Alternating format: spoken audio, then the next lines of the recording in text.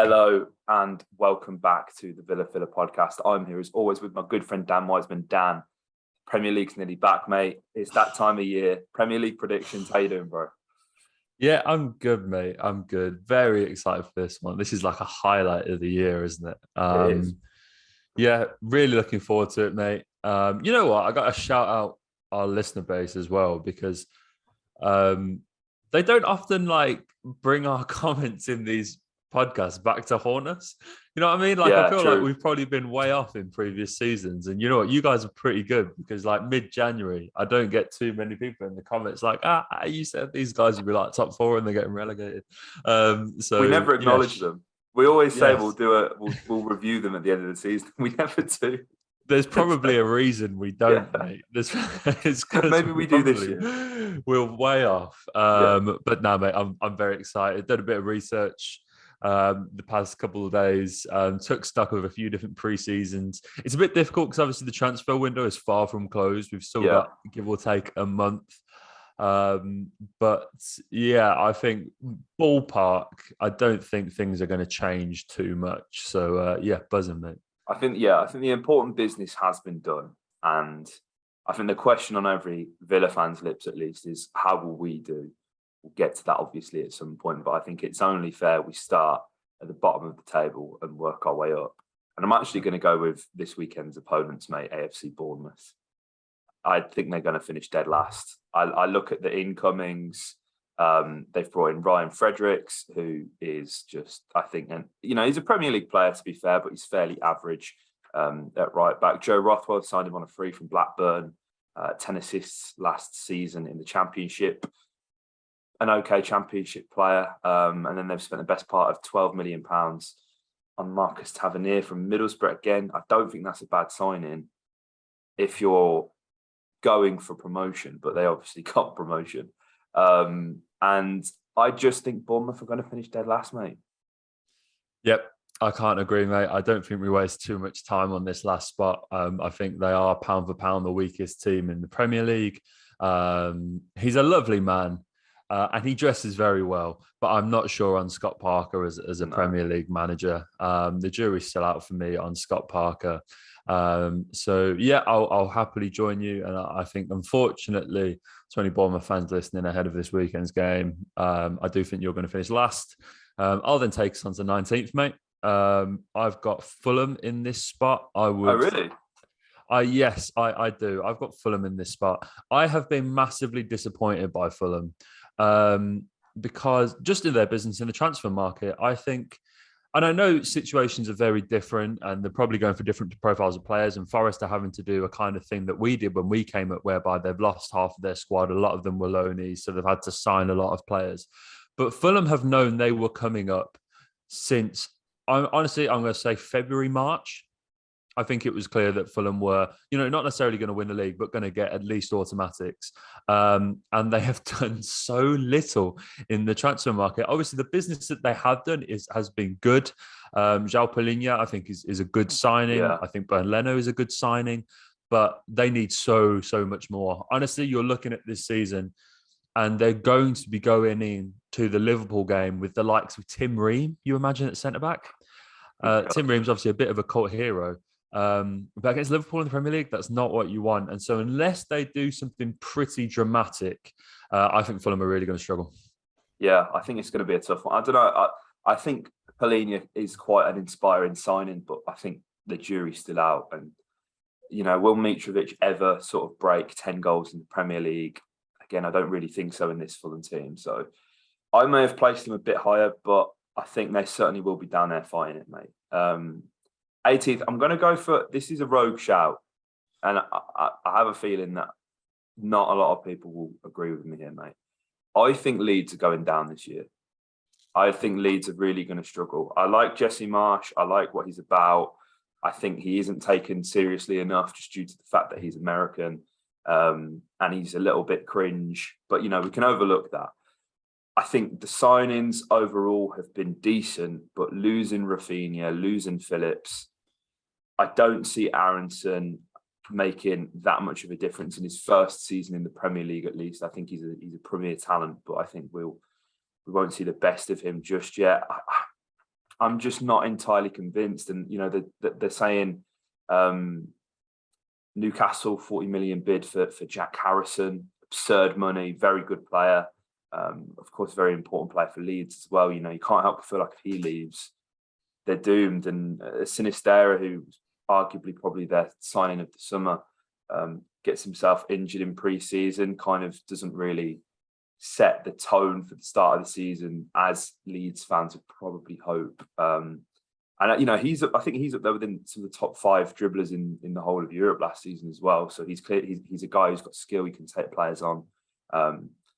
Was looking to fill that Rafinha shaped void, but I think this is the year Leeds go down, mate. I think you can't lose 2 important players in one window.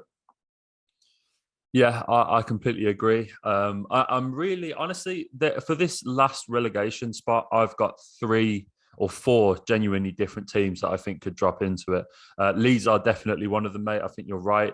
I think inherently, I think you can do this really simply, right? When you preview teams, they sold Rafinha and Calvin Phillips, and they've bought in Tyler Adams and Sinistera for those 2 positions. 2 very good players, but 2, they're not as good.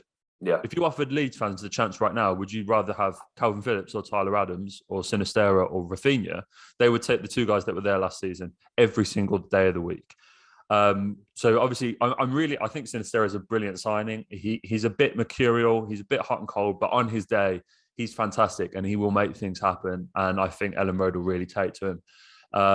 But you're right, mate. I think obviously I like the likes of Rasmus Christensen and Brendan Aronson, who have both joined from Salzburg for big money. But that is a colossal step up.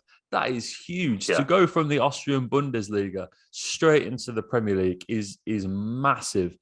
And Brendan Aronson wasn't putting up massive numbers last season at Salzburg. You know, it's not like they've gone and plucked out like a Haaland or a Shesko or someone like that. From like, this is a guy that was like Karim Adeyemi is another one. Like those are the star guys, obviously in recent years at Salzburg. And Brendan Aronson sort of been bubbling in the tier underneath. So really interested to see how he goes. I do think Leeds will be in there. Honestly, this spot for me is, as I said, one of 4 teams, and I'm really not sure who comes into it. I think Everton are another team that have gotten worse. Sure. I think again, like, you know, they've sold Richarlison and they've brought in Dwight McNeil, and I like McNeil. He feels very Frank Lampard, but that's a downgrade. So, and Richarlison was so much more than the attacking output for Everton. It was his pressing tenacity, and he was a sort of cult figure for Everton and someone that the club really rallied behind in their sort of relegation fight. And I don't think they have someone to take that mantle. It looks like Calvert-Lewin is injured again. Obviously, I like Tarkowski, but he's just been relegated himself. I don't think he's a be-all and end-all game-changing signing. Idrissa Gueye would be a good deal, and I think Everton need that. But I've not been convinced, honestly. I mean, Frank Lampard's talking about relegation in pre-season after they lost to was it Minnesota? He sort of said that, like, you know, he was worried about relegation. So I think again they're still in that relegation battle. I think Southampton are in trouble. I like the business that they're doing. They've obviously had another very good, very young window. Romeo Lavia, Sekou Mara, Arma Bella-Kotchap. I really like Joe Aribo. They're great, but I just see Southampton sort of stagnating, and nothing about that window massively excites me and go, okay, that's the guy that's going to fire you into the mid-table. I think they're going to struggle for goals this season. So I think Southampton are in there. Obviously, I think Forest will stay up in the end. But obviously newly promoted teams, they're often in and around that relegation battle. And obviously they've signed so many players, and Steve Cooper's got a job to sort of integrate them all into the team and get them firing. But I back him to do that, to be honest with you. And then I think, to be honest with you, they come in just above this, but I have Brentford in there. Obviously, they had a really good season last season, and I like a lot of what they've done. Ben Mee's a good signing, the likes of Keane Lewis Potter, who they signed for 20 billion, actually. 8-year deal. Yeah. that's a big deal, right? That really is. 8 years is crazy, isn't it? Obviously, they didn't manage to hold on Christian Eriksen, as I said, but Aaron Hickey's a good deal as well, and I think they'll be all right. But honestly, like, which of those clubs you put into that last relegation spot, mate, is honestly, like, you could draw them out of the hat. I really can't choose. Yeah, it's a tough one to call. I think my heart says Forest stay up, but seeing the signings and the manner in which they've been made, and as you said, mate, drew comparisons with us when we came up. I do like some of the business. Moussa Niakate at centre back, I think, is an important signing to make. I expect him to start in on the left side there. Taiwo, I'm going to butcher the name. Awani from Union Berlin, 31 appearances last season and 15 goals. Fills a Keenan Davis-shaped void in that team as well, and can score goals, which is the difference, and is fundamentally why Keenan is still with us. We love Keenan. This is the Keenan filler, but I think this was a really good piece of business, in particular by Forest. They've identified what worked, which was having a bit of a battering ramp, somebody who can sort of front off the attack, look to bring players like Brennan Johnson in, but this guy can also score goals as well. So I expect him to not necessarily hit the ground running, but I think he'll maybe get 10 goals. Lingard as well, mate. A bit of creativity in there as well. Yep. I think we've pretty much just called from 18th up to 15th.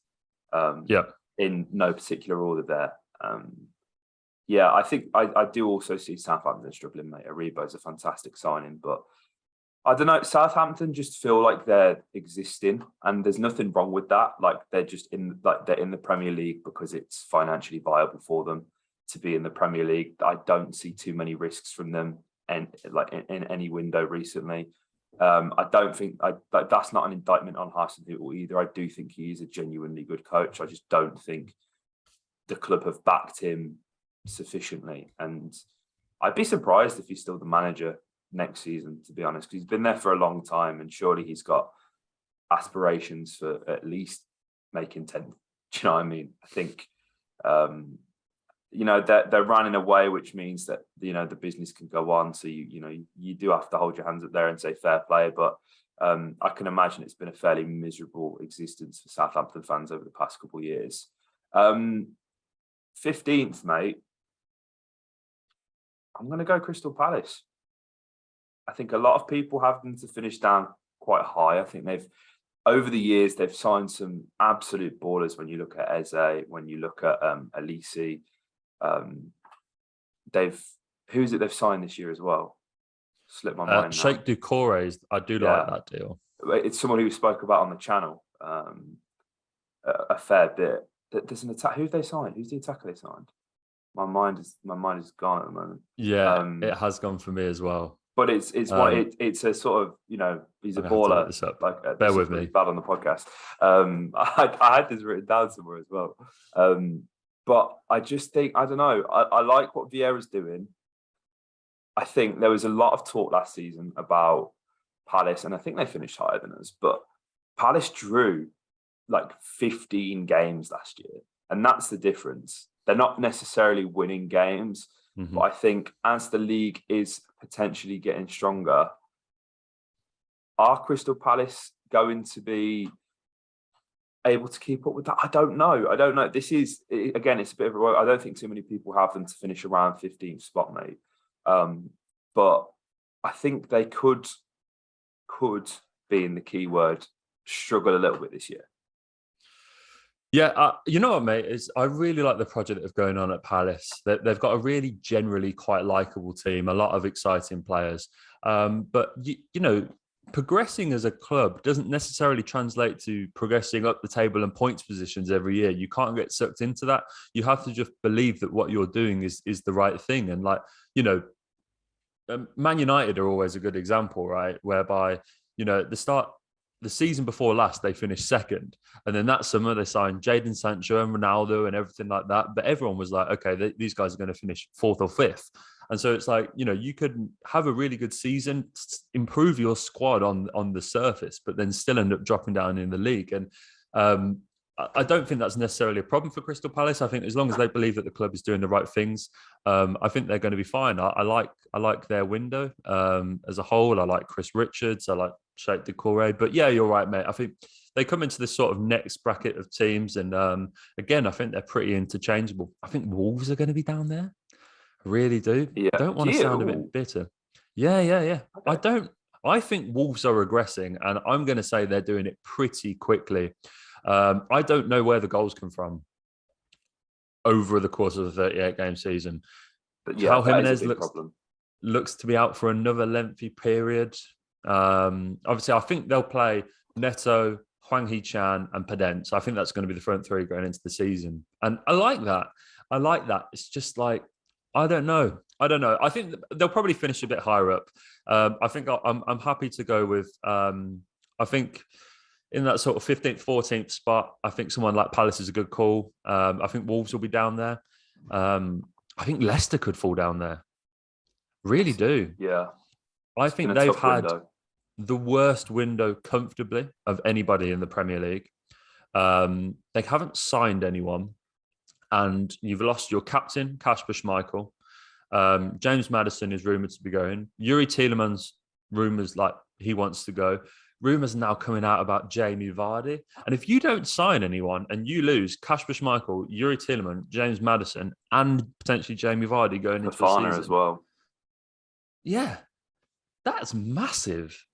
That is massive. And this was a summer where Brendan Rodgers apparently wanted a bit of a reshuffle. He wanted a bit of a squad overhaul, and they've signed nobody. It's really crucial weeks of the transfer window. And these are one of the clubs where, as I said, because the transfer window is still open, if they make a couple of good deals between now and September, obviously their season completely changes because they have a very good model. Rodgers is a good manager, and he could quite easily get them up towards the mid-table with a couple of good signings. But right now, and we're taking stock of the clubs as they come right now, I'm worried.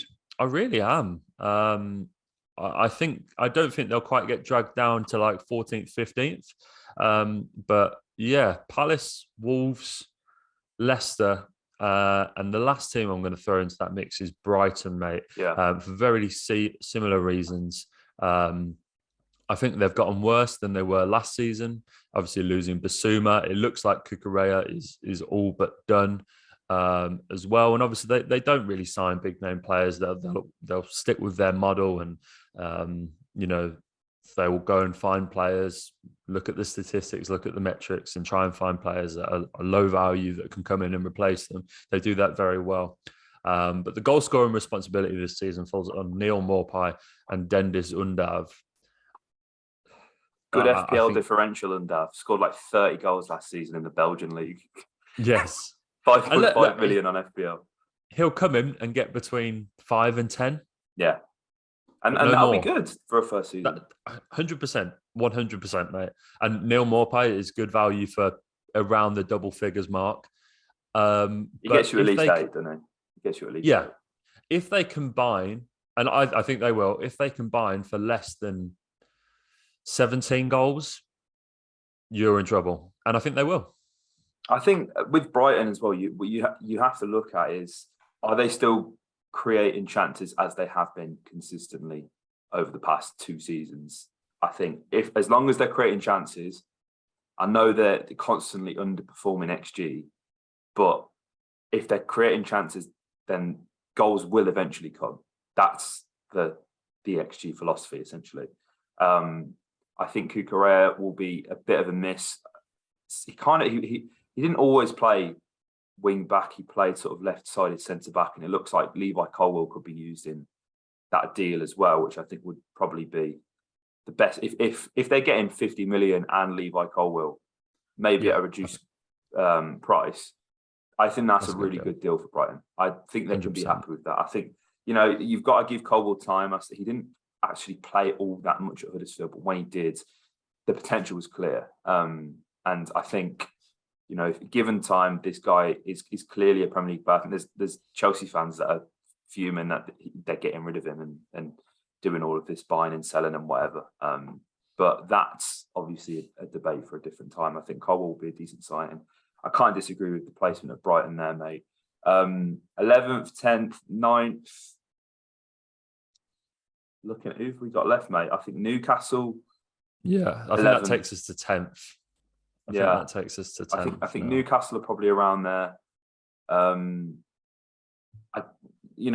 What you said, mate. Progression isn't always linear, and I think that will be the case for Newcastle if they have a good season. I think they've really struggled to bring in the targets that they truly want. We've seen so many links. We've seen the links, James Maddison in recent weeks. Then they've got Botman in, which I think is a fantastic deal. But I don't think they signed Matt Targett unless they could get a better left back. And surely there is a better left back out there. But they've gone and signed him. I don't think, and it's becoming more apparent as each window passes, mate. They're not getting Mbappe. They're not getting Neymar. Memphis would be probably the closest to the top shelf that they can reach, but Memphis says he wants to go to a big club. Sorry, Newcastle fans, to burst your bubble there. I think it's just proven to be really difficult, and I think they need to make a statement signing, right? They need to bring somebody in, and I think there's a lot that could be. This is just pure speculation, but I think they should genuinely be looking to see if they can engineer some form of swap deal for Chris Wood plus cash for a Dominic Calvert-Lewin when he's fit, because he's obviously not fit right now. I think that's the kind of signing. Yeah, that it's not your Robinho type signing that they're craving, but I think he's someone who, when he's fit, is effective in a system which I think Newcastle and Everton, when Calvert-Lewin play, when he's actually fit, is actually quite similar. I think he scores enough goals. I think that's something that they've been getting on the backs of Chris Wood. He hasn't scored as many goals. But as well, I think he would really complement the likes of St. Maximan. Obviously, this is all hearsay. This hasn't been a thing. But until they get that signing in, mate, I don't see them really. I think you finish 8th or 7th, then you can be really happy with how things are going, given how the top 6 are. But yeah, for that reason, mate, I've got them down as 10th. I think they've struggled, but if they have a good season, then maybe next season or in January it's easier to attract the transfer targets. Yeah, well, 100%, mate. I think I have to give them credit, right? Because they haven't been silly. Yeah. They haven't been, you look at Hugo Ekitike, who's obviously gone to Paris Saint-Germain. That deal was progressing quite nicely, and it got to hammering out the few final deals, and his agent wanted some unrealistic demands, and they went, no, okay, we're not going to get caught into silly season. We've got a lot of money, but you're not going to take the piss. And they've walked away from it. And I think that's commendable, because obviously when you have that kind of cash and clubs know it, you can get taken for a liberty and you can get taken for a ride. But what the business they've done has just been very sensible. Yeah. And I think you've got to commend that. I think Nick Pope come in, and you know what, considering all of the English tax, everything like that, we always say that, English keepers want more. When he's playing in the Premier League and when he's playing well, he's a comfortable shout for the England squad. And for him to come in for around £10 million, really good deal. Really good deal. I think that's a very good fee. Sven Botman for just over 30 million is fine. Tiggs for around 16.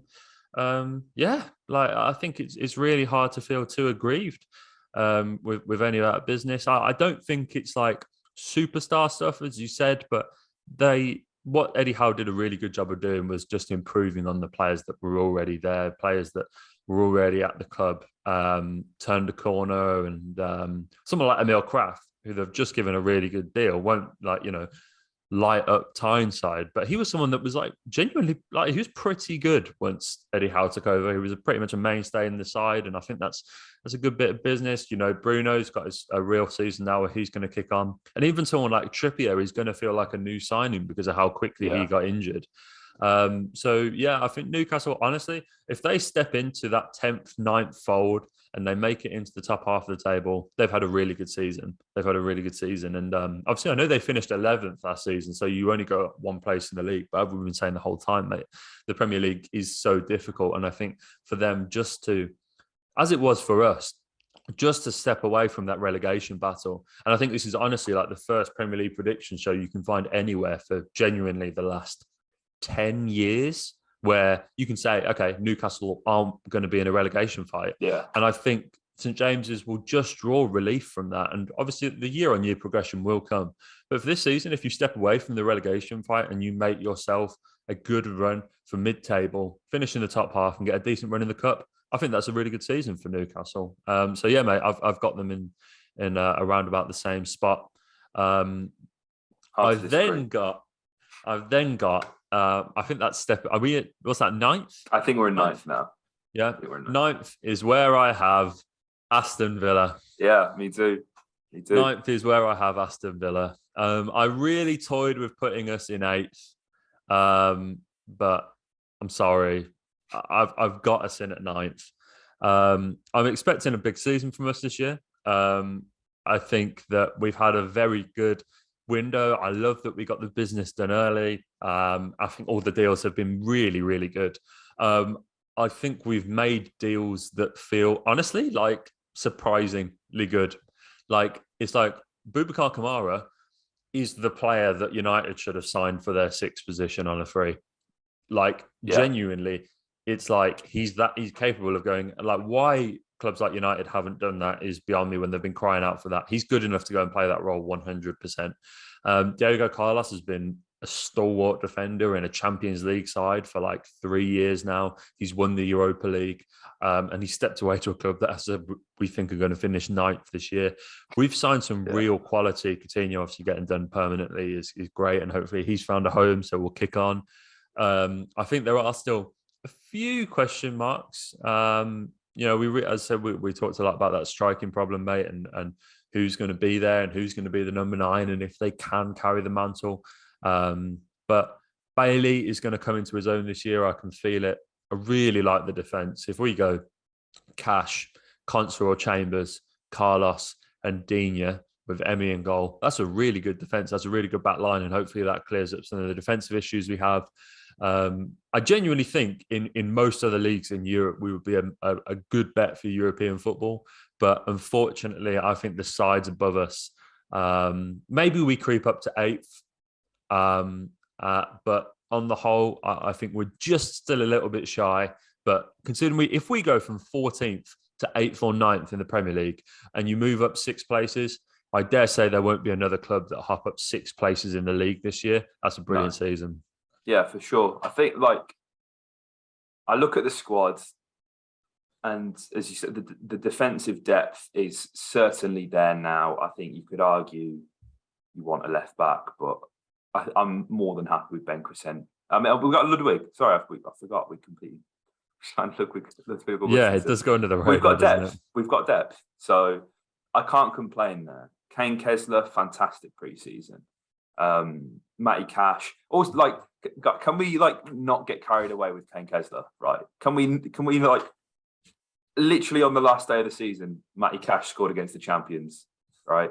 And this is a guy who I absolutely adore and I've given a fair bit of criticism to because I know there's levels. And since Gerrard's come in, he's shown that he's capable of taking it up a gear or two. Matty Cash has been phenomenal. I don't want to see any of you guys in the comments putting Kane Kessler in your starting 11 because I've seen it so much on Twitter. Give your head a fucking wobble. Matty Cash is our right back. Kane Kessler, I'm more than happy for him to play in the cup games. I'm more than happy for 15 minutes off the bench. It's going to be a long season. If we're going to go for cup runs, you have to use the squad. I get it. If any of you have got Kane Kessler to start at a right back against Bournemouth, give your head a wobble. I'm sorry. I completely agree, mate. Matty Cash is great. He's progressed. Every year he's been with us, he's progressed. He addressed really vital issues in his game in relation to end products, especially towards the midpoint of last season. I thought there was a noticeable change where his end product and his final ball, and he got some really good goals. That one at Brighton, obviously the one at City. He is one of the better fullbacks in the league outside the top 6. Obviously, he's playing good international football at the moment. He's got a World Cup to look forward to. So yeah, I really like that back line. I think it's potentially the strongest part of the team. It's the only part of the team where we have, you can comfortably say that genuinely, I think 3 out of the 4 positions you can name easily, especially in the goalkeeper, mate. That 4 out of 5. It's only that sort of right centre back spot, maybe. I think, as I said, I think Mings will be involved initially, perhaps not. I think he will be phased out eventually for Conser or Chambers. And I want I to see think Chambers. I love Esri, but me too. like Me Callum too. has not let us down. There has not been one instance I can remember, at least, where I have felt significantly let down by this guy. And I'm going by eye test. The eye test tells you, right? He looks a bit clunky. He's not. I don't know how to describe it without being disrespectful. Do you know what I mean? I think there's just a bit of rust there because of the lack of football that he's played. But this guy's range of passing is absurd. It's a joke, and I can't say I've seen many centre halves bend it top bins like away at Ellen Road on a bloody Thursday night with the outside of his boot. Like, that's God status already. I love him. I absolutely love the guy. Like Ron Blas, the last centre half to score a screamer, is he? Like, yeah. Like this guy, I feel like it's easy to get carried away with Carlos, and obviously there is a lot of people who like Mings as included, mate, and will kind of feel sentimental about his position, right or wrong. But Callum's came in and genuinely, I think he is one of, if not the best centre half of the club at the moment. I don't think that's a rogue shout either. He hasn't never in any game has he given us a reason to drop him. I feel like it's only because of the squad spot he held at Arsenal and the fee that we signed him for. We've sort of mentally resigned himself to a rotation role. Yeah. But you can't think like that. And he's been fantastic. So yeah, I really like the Villa. And before this becomes a 40-minute preview on why we're going to finish, you know what? I'll put us 8th. I'll put us 8th. I'll move us up. So who's 9th then? Well, we got West Ham. I think West Ham are 7th. So I'll run through it. I've been a bit unclear with my league positions, right? So I'll run it through as I think it's going to be. I think Bournemouth are last. I think Fulham are 19th. I've got Leeds. Yeah, I'll go with you. I've got Leeds in 18th.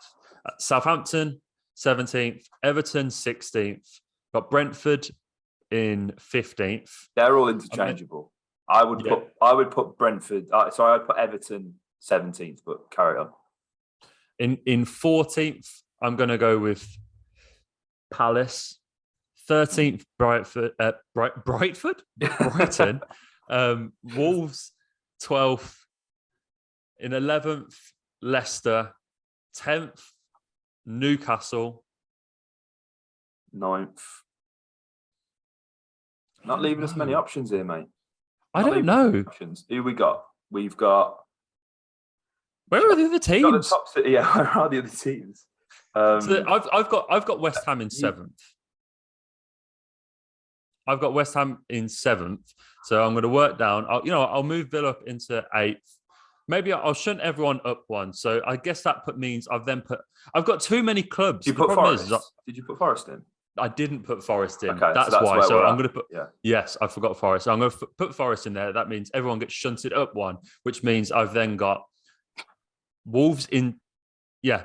So then everyone gets the most chaotic preview. Yes. Yeah. I haven't actually written it down because I couldn't. I was like, right, I'll sleep on it. And that means all those clubs that I've got from like 10th to like 15th will sort itself out, but it hasn't, obviously. So it means everyone gets shunted up one, which actually means I've got Newcastle in 9th, Villa then in 8th. West Ham and then 7th. I've got West Ham in 7th. And that doesn't West need Ham, explaining. Yeah, I don't think we need to go into too much detail on this one. I can see another good season for them. They're playing Conference League football. I think potentially it only depends I think they're a good bet to win the Conference League this year. And if they're still going out to Slovenia in February to play knockout games, maybe that can have an impact on their season. But on the whole, I think they'll do all right. I like Skamaka. I think that's a good bit of business. He feels like a bit like a Moisey striker. So yeah, 7th last season, 7th again for them this season. And then we'll get into the juicy bit. Top 6 in 6th is Manchester United. Yeah. You're absolutely right, mate. I like, you know what? I'm trying not to get carried away from what I've seen with United because we've seen this movie about 6 times before. But I quite like it's hard not to like what you've seen from United in pre-season. We spoke before the summer, mate, about how United signings weren't the be all and end all for Man United. The most important thing that Erik ten Hag could do was get more out of the players that are already there. We've been saying for the longest time that United have got a really good squad on paper and they're not getting the best out of them. And it feels like the likes of Marcus Rashford, the likes of maybe, I don't want to get carried away, but Anthony Martial, those kind of guys. Great pre-season. Yeah, have all had good pre-seasons. United just need to get better. They need to get Donny van de Beek back into the side and figure out what he's about. There's a lot of players there where you just like, okay, again, like obviously, I don't think Harry Maguire is like great, but he's better than he's been showing. And like, there's another player there that just coach him well, get his confidence back, and you'll get more out of him. And I think Ten Hag's done a really good job. Obviously, the window's been a bit, very hit and miss. And if they miss out on De Jong, that does feel massive. But for now, I think just having a steady season, being able to gauge where about they're at, I think United would take that. But I think they finished 6th. I think, it's hard to disagree there. Ten Hag has a very big job. We can't underestimate how big of a job this is. And if they want success, they need to give him time. And I do think he does need backing. And to be fair, he's had a few signings in, but Malacia, they've brought in Martinez. I don't see if De Jong goes, I just think that's going to end horrendously because he does not want to be there. You don't want to sign a player who don't want to be there. And they're talking about United potentially paying the 20 million that Barca owe him in wages just to get him there. Like, guys, like, you've been pied in the club. Like, just walk away. You don't try and salvage your pride. Just walk away. There's no point in pursuing that. 5th, I'm gonna go rogue here, mate. I'm gonna go rogue. That's gonna be like my new saying. Chelsea. Yes. Chelsea. I think Well done. They've signed. I mean, they've spent 20 million on Carney Chukwuemeka. Wow. But they've also, Sterling is a signing. I think not a lot of people are at the moment giving them credit for. I think they've paid a great fee for a 27-year-old, entering his prime years, who is proven in the Premier League, and that is worth its weight in gold. I think there are genuine, legitimate criticisms of the guy's ability to convert chances, but when you've scored as many goals as he has for Manchester City, that can be overlooked. I think what the difference will be the volume of chances that this guy gets and whether he is actually able to convert them at Chelsea, because at City, he was obviously getting so many, which is maybe why it highlights the sort of the lack of clinical finishing, perhaps. But I'm looking at the Zoom meeting, and it says we've got 1 minute and 20 seconds left. So 4th spot, mate, I've got Tottenham. I think they'll make top 4. I've got Arsenal in 3rd. I think they've done a madness. Gabby Jesus is a fantastic deal. Zinchenko, another one as well, mate. I think Arsenal will surprise a lot of teams, and you can see the progression with Arteta. I'm willing to give you the top 2, mate, because I don't want to call it. And you've got less than a minute. Arsenal and Spurs, I'm going to swap around, but I completely agree with your sentiment. I think Spurs get 3rd. I think there's going to be more of a title race than people think. I think Darwin's going to be better than people think. I think Liverpool winning the Community Shield is a bit of a psychological edge, and I think they'll do all right. But I think they finish second. Yeah, I think they finish second. I think City win the league. And that rounds out the 20 Premier League teams, mate. It does, guys. If you enjoyed, hit the like button, comment your thoughts below, and subscribe for more. Up the Villa.